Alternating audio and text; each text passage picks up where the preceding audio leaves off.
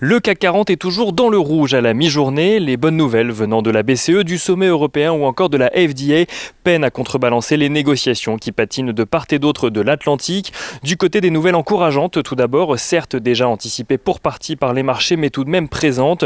La BCE a annoncé hier renforcer son programme de rachat d'actifs de 500 milliards d'euros et le poursuivre jusqu'à au moins mars 2022, laissant ainsi un peu plus de souplesse aux économies européennes. Économies européennes qui devraient également voir enfin arriver les aides du plan de relance de 750 milliards d'euros dans leur caisse. Les dirigeants européens réunis depuis hier ont en effet réussi à trouver un accord suite au blocage par la Pologne et la Hongrie. Sans revenir sur la conditionnalité du versement des aides au respect de l'état de droit, les 27 ont réussi à trouver un compromis. La vérification du respect de l'état de droit ne se fera que pour garantir l'utilisation appropriée de l'argent et non pour punir un État. Si jamais il devait y avoir litige, les pays concernés pourront déposer un recours devant la Cour européenne de justice, ce qui bloquera toute procédure possible de la Commission européenne le temps de la procédure de la Cour de justice.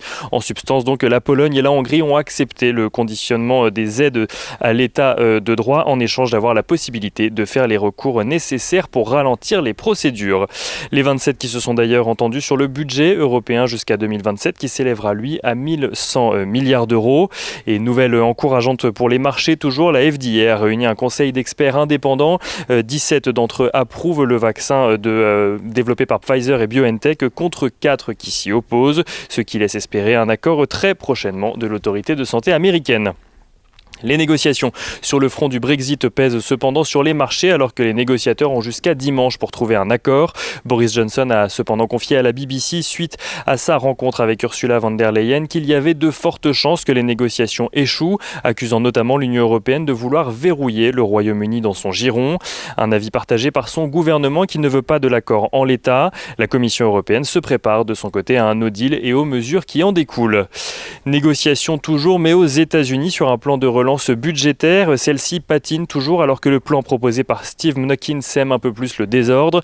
Il y a donc à présent un plan de 916 milliards de dollars d'un côté défendu par Steve Mnuchin et accepté par Mitch McConnell, le leader républicain au Sénat. Et face à lui, un autre plan de 908 milliards de dollars, cette fois-ci proposé par un groupe parlementaire bipartisan sur lequel les démocrates veulent débattre. Des négociations qui devraient reprendre aujourd'hui alors que le plan de 908 milliards de dollars arrive à échéance ce soir.